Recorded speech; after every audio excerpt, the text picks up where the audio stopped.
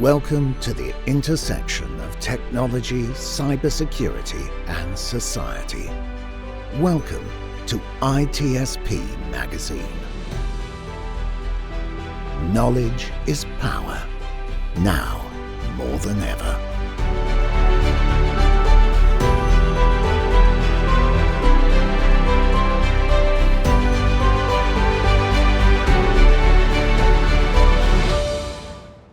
Hello, everybody. You're very welcome to a new episode of Redefining Cybersecurity here on the ITSPmagazine podcast network. And I'm Sean, still Sean, your host for the show, where I get to have fun looking at different topics related to operationalizing security in the business and how do you build successful programs and teams and processes and tooling and communications and all the stuff that goes with it to help protect the revenue the company generates and hopefully help them generate some more as well. And sometimes posts inspire me, sometimes people inspire me, sometimes events inspire us at ITSP Magazine. So this is part of our event coverage for Black Hat Europe in the EU, of course, and my guest, Allyn Stott, kind of fits the mold of all of that. An event, cool dude, and a topic that's that I think I'm going to geek out on today. I often don't get to geek out. I'm usually up at the business or the operations level, but I think we're going to get into some nitty gritty stuff today, which is going to be fun. Allyn, thanks for joining me. Thanks for having me. Before we get into your session, I'm going to read the name of your session at Black Hat Europe. It's how I learned to stop worrying and build a modern detection and response program. So that'll keep people waiting for all the good stuff here. Not that your background isn't good, but let's tease a little bit. What's your, you don't have to name companies or anything, but describe what you do and what excites you about it, and maybe a little bit about your journey to that point. How did you land in that spot? Yeah, sure. So today I do the fun things. I do incidents and threat detection. So I like to tell people that generally speaking, my days are full of excitement and they're often people's worst day. And I'm okay with that. So you have to be a bit of a special person to really love incident response. And I guess I'm that person. I've been doing detection response for the last 10 plus years, but I started my career actually more on the offensive red team side of things. So I did a lot of stuff, pen testing, did a little bit of security research, and when I was a red teamer, I got to see lots of blue teams fail a lot. And so when I got the opportunity to switch over to the blue team, because I thought, I could do that so much better, right? You go out and you're doing these pen tests. They say the grass is always greener. It's probably not the right analogy, but things always look more fun. How can they can't figure that out? Maybe it's not the grass is always greener. It's just I could take so much better care of that lawn. I don't know. That's right. Exactly. Yeah. So yeah, I got to switch over then to do blue team stuff.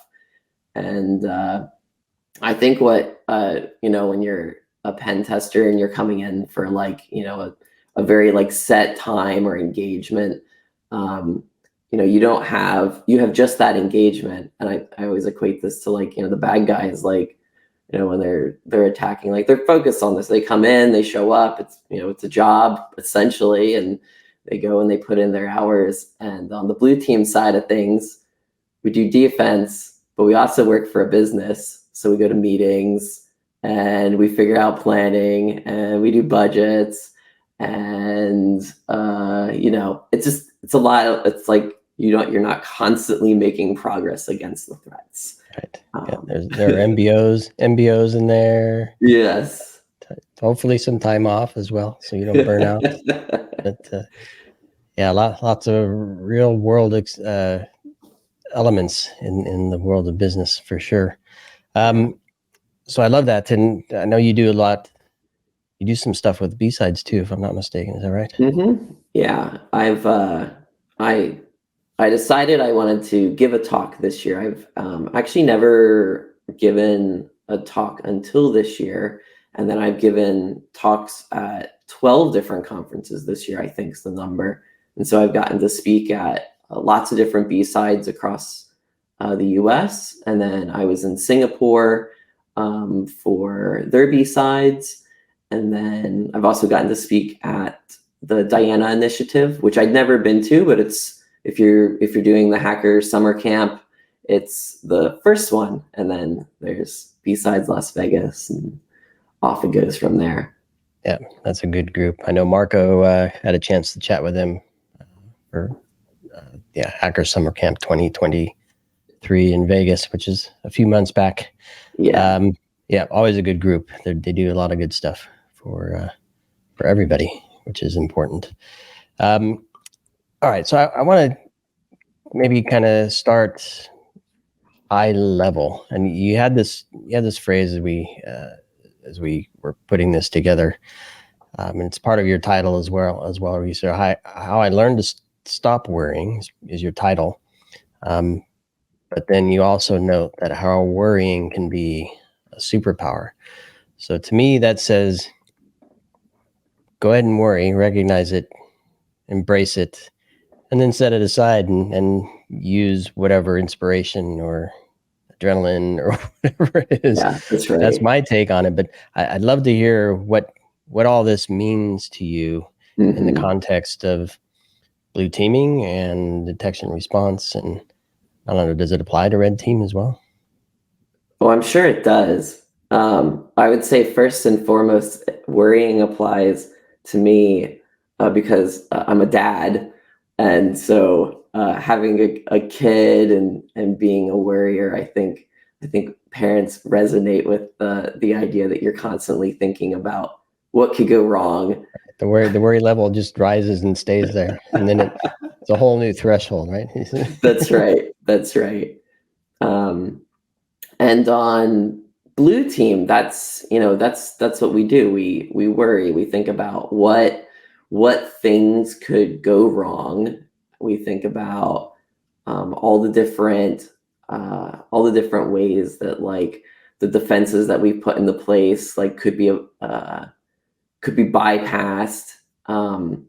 When I was thinking about worry, when I was putting this talk together, I was, just sometimes, you put something into Google search. I like to put something into Google Scholar because, you might really find something interesting. And I put worrying in there, and I found this really cool paper out of the University of California, Riverside. It's called The Surprising Upsides of Worry.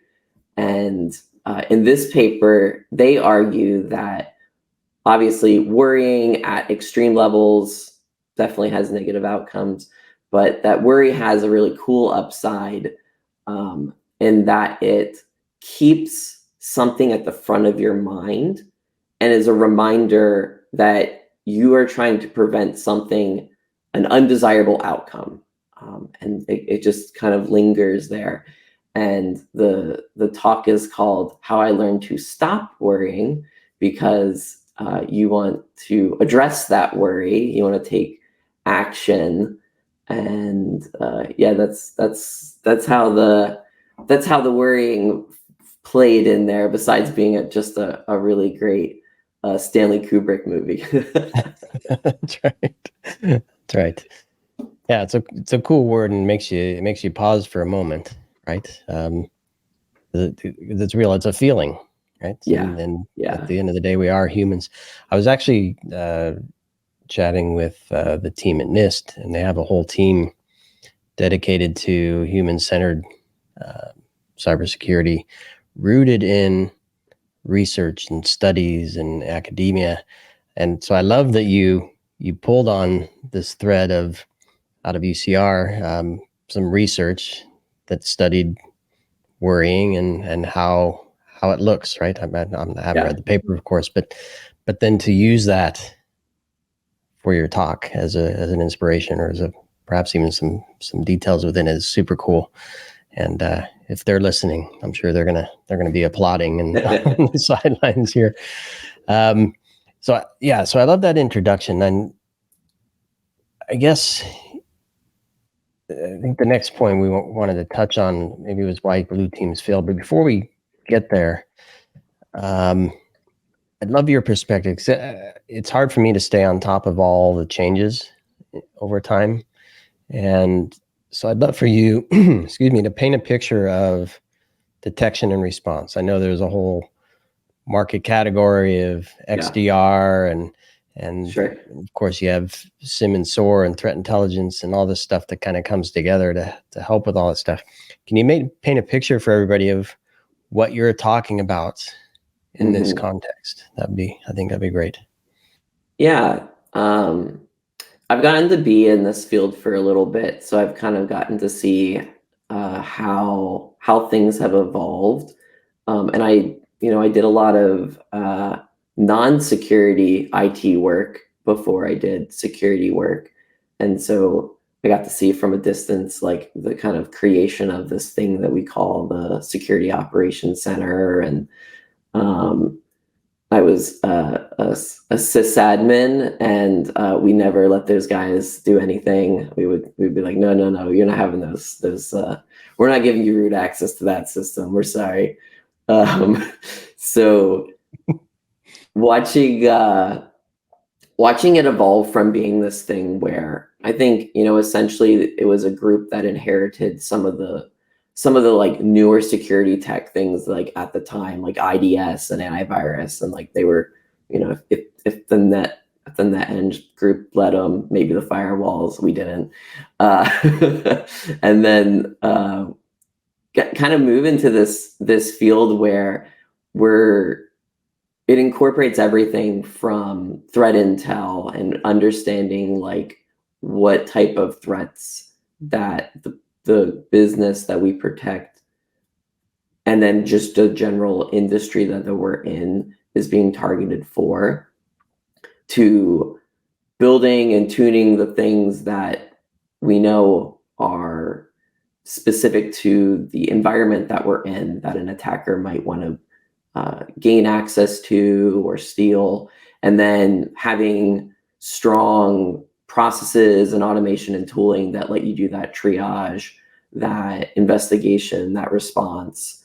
And then this idea that detection and response has to kind of be like grouped all together and like kind of centrally held together by this like this constant, like almost a drumbeat of like, here's what we're actually seeing to the rest of the organization.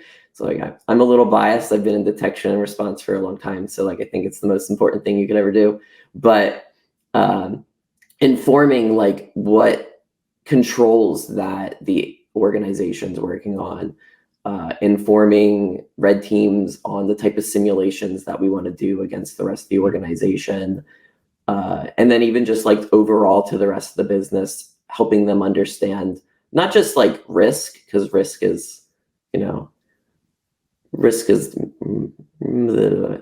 it's a little bit wishy-washy sometimes. You're talking to a risk guy here now.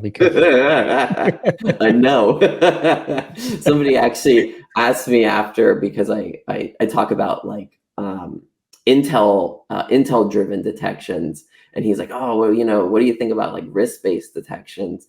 I was like, risk is really, when I think about like intel and threats, I think about like where risk is 100, and so like I'm really focused on the things that are 100% happening right now, and the being able to tell the rest of the organization like that these things are at risk, but actually like the risk is 100%. It's happened, or it is happening as we speak, and helping to like bubble that up to the rest of the org. It's maybe, risk is an analysis and a calculation of probability of something bad happening, and perhaps the level of impact. You're 100% probability. What's the impact? Right. Yeah. Right. Yeah, and exactly how do we minimize that fast as possible? Yeah. let's talk about why teams are failing. And I'm sure you have your own points, but I'm wondering how some of the evolution has changed. Because, and the reason I'm asking this way is I feel that we continue to pump new technologies and tools and new ways of looking at things in terms of processes. And here's a new framework that helps you kind of organize all that stuff, which presumably are designed to help. But then if you're not prepared, if you don't have the skills in all of those areas, or you don't have the team to pull in all that scope, it could be overwhelming. So I don't know where things sit, so why I'm asking. My perception is some of that, but and then of course I presume you have some more deeper analysis of, yeah, we just can't get our head wrapped around this, or this this intel we're getting is not great, or whatever it is. So the question, why are blue teams failing? Yeah. Well, I guess I'll first say that I actually don't think it's our the teams and their technical skills on them. I've gotten to work with a lot of people, and I meet a lot of people, especially doing all the different B-sides, and I'm actually continuously impressed how smart people are in this field. Like, I'm actually a little intimidated. Like, the first time I gave a talk at a B-sides, I'm like, this is a room full of people that are way smarter than me. So this is exciting. I think that actually sometimes the problem is that we are so focused and honed in on the problems that we're solving. So I've worked with like some of the most incredible people, really smart, and we would always figure out and accomplish how to like figure out a technical problem, how to get past, how to detect this threat that seemed like really difficult. But these were singular, one-off, very narrow way of thinking. And we didn't have this idea that the overall, the first question you asked is like, what is detection and response? Like, we didn't really think about that. What is detection and response? What is a detection and response program? And we would really just work on our tasks and work on projects ad hoc, but we didn't have a bigger picture or a strategy in mind on how to get there. And I think that's why blue teams fail a lot, because a lot of times we're an operational. I'm in an operational team. We're always busy. There's always things to do, and we get caught in this sick cycle where we're just constantly, this next thing comes up, this next incident, this next new threat, this new report, this new intel, and instead of taking a step back and thinking about where are we going and how are we going to get there in a reasonable amount of time that addresses the actual risk for the business. Threw that risk in there for you. I love that. Thank you so much. I appreciate it. I'm glowing now. This is a question I often ask people who join me on my show, and I'm really interested to hear how you respond, because it's a hypothetical for me, because I'm not in the SOC. I'm not a CISO. I can only talk to as many people as I can who have these roles and do this cool work. But I have this fantasy that people like you will see a trend in how the business was defined, built, and deployed in the first place that just has this unrealistic, unacceptable level of exposure, right? That's killing our patch team, and your team is up all night dealing with incidents in the same operating system or these same apps all the time because they weren't built and delivered and managed properly. So I have this fantasy that people like you can say, if you just go back and build this differently, or pick a different piece of the tech stack, or get rid of collecting this data, we won't have to deal with responding here, or as much, or as often, or as quickly, because it's going to have less impact.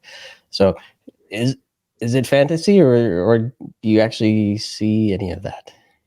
Oh yeah. I think we've gotten a lot better at, so I would say historically, detection and response teams in the SOC have been really good at siloing ourselves away from the rest of the organization. I've certainly been guilty of this. And I think some of that stems from this idea that like we're trying to move fast and nothing's going to get our way. Like the threat actors, they're going fast, so we've got to go fast too. But then by disconnecting from the business, we're not actually part of those conversations where new risks are being introduced that are going to make, our lives more difficult, or being part of the conversation about, well, we did it that way and maybe it made sense at that time, but now that doesn't make sense. And so how can we solve that?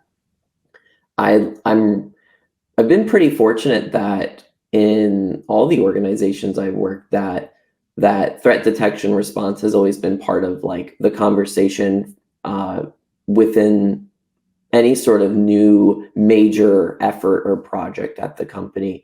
And so, you have the folks there that are thinking about all the different preventative controls and how we can, make smart security architecture decisions.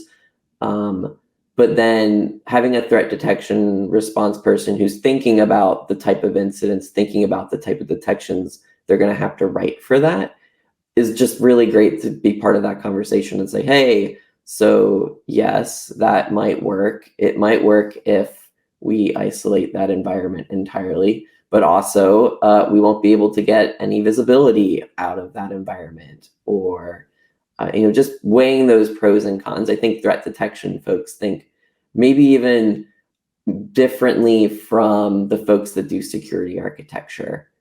So I don't think it's a dream. I think we can get there. I love it. So let's we're gonna get to your session in a minute. I want to tease that out and let people know who should join you there for that talk. But I know you've done some work on a framework to help teams. Can you share a little bit about that? What drove you to do that, and what kind of results are you getting from having it available? Yeah. So I've been an engineer most of my career, but I did I shifted into a senior management position for a previous role. And when I moved into that position, I realized that I needed to take a step back and think about that bigger picture. Think about what are all the activities that a threat detection response team needs to do. And then thinking about what are the different capabilities that you would need, the technical capabilities that you would need to accomplish that. And so the thing I realize now that I'm back in an engineer position is that having this understanding of what you're trying to do and the capabilities you're trying to get to are almost more important when you're an engineer, because you're building those things and you're working on those things every day. And so it helps prioritize, but it also helps you have like a picture in your mind of like, this is what we're building and this is what we're trying to get to. So that's where this framework came from. I had this opportunity to really build from almost nothing and then get to think about it in all of the different phases. And when I thought about like building a detection and response program, I took this, I read a book again that I wouldn't have normally read. I read this book about organizational design, and I will not say it was a thrilling read. And not a page turner. Not for the same reason that most people say it anyway. That's right. And I hopefully won't offend them by saying that, although I don't think our worlds intersect too often. So I don't think they'll be at my talk. But clearly it gave you some value in some yeah. Yeah. So they have this like approach of how you build an organization, and they have these phases, and I borrow heavily from some of those of how you approach looking at what you currently have and what does that mean for the organization that you need to build. So understanding what your actual vision and mission currently is and how to shift that into this modern, whatever you're trying to target. And so in our case, a modern detection response program. And then that way, before you go into building, you already have a strong idea of what people you have, their skill sets, so that as you're selecting technical capabilities, when you're selecting tools, you know what training you're going to have to give them, and then also, what they already are going to be able to do. And having this idea of of a target maturity of this is where we are today, and here's how we can get to the next step in this organization.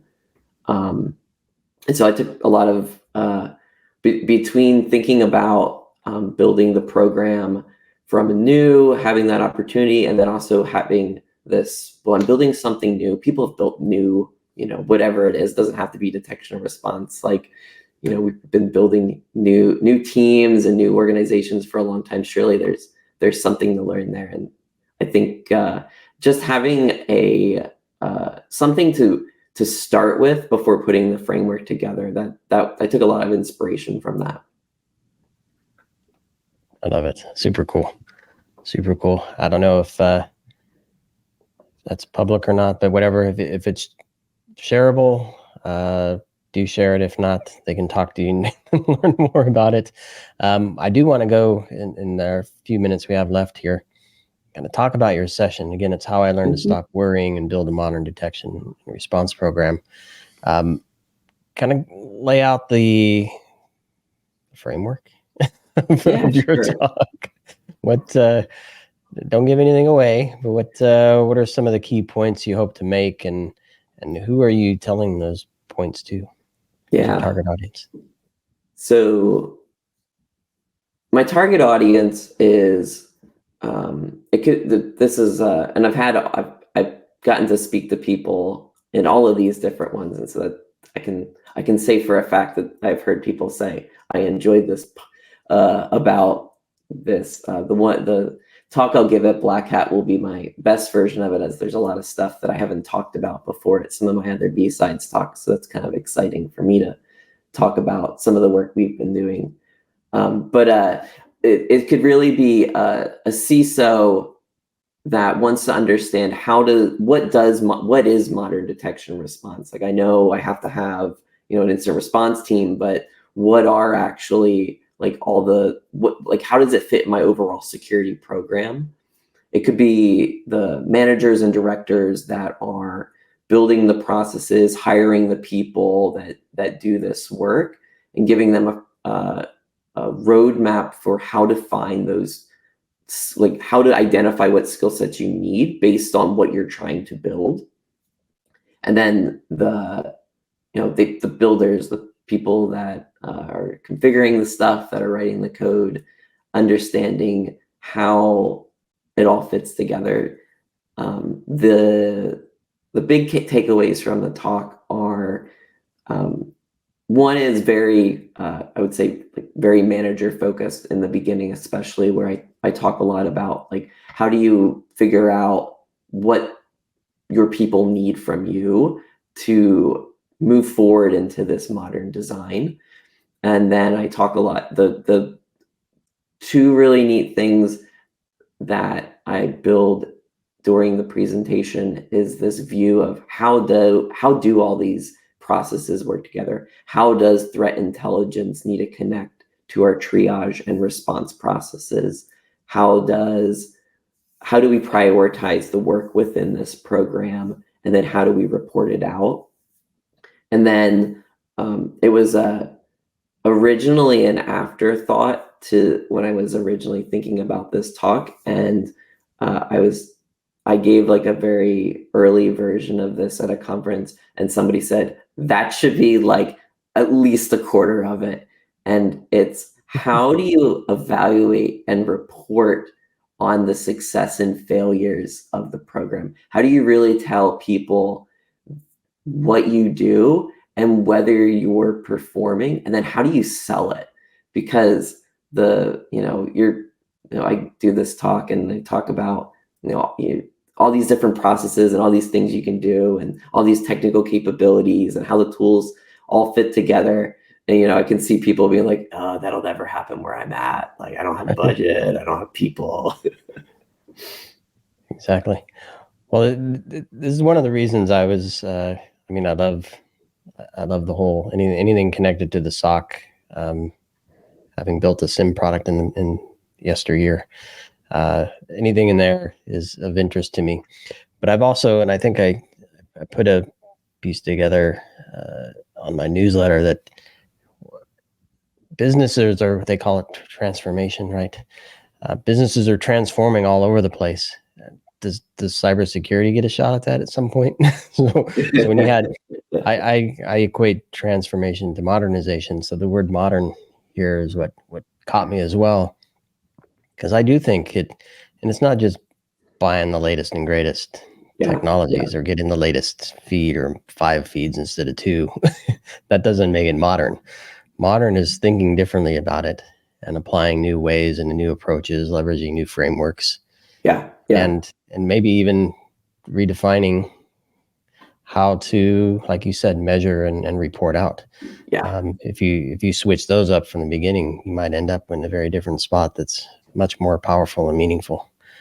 Where, guess what, Allyn? You might actually stop worrying. That's the hope.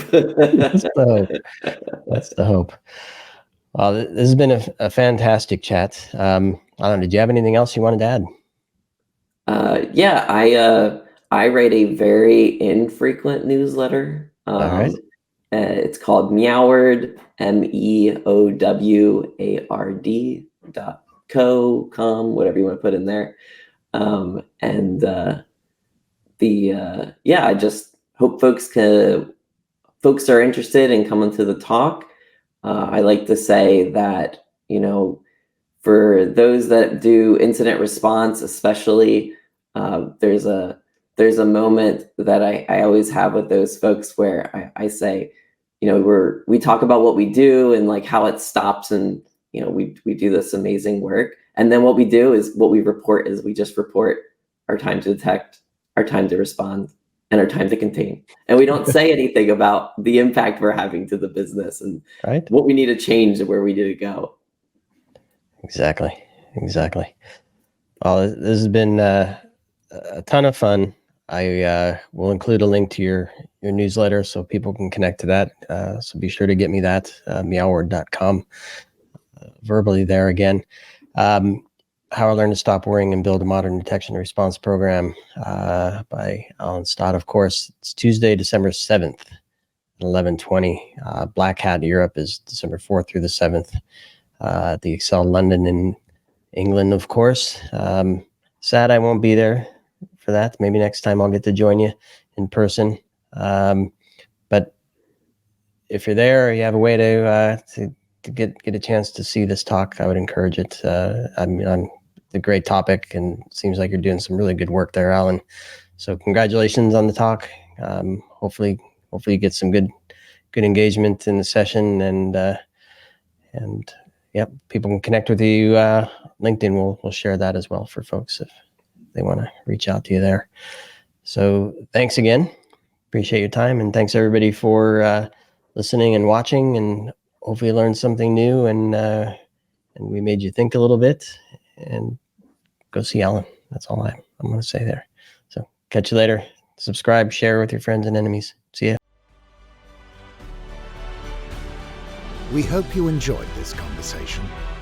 If you learned something new and this story made you think, then share ITSPmagazine with your friends, family, and colleagues. If you represent a company and wish to associate your brand with our conversations, sponsor one or more of our columns. We hope you will come back for more stories and follow us on our journey. You can always find us at the intersection of technology, cybersecurity, and society.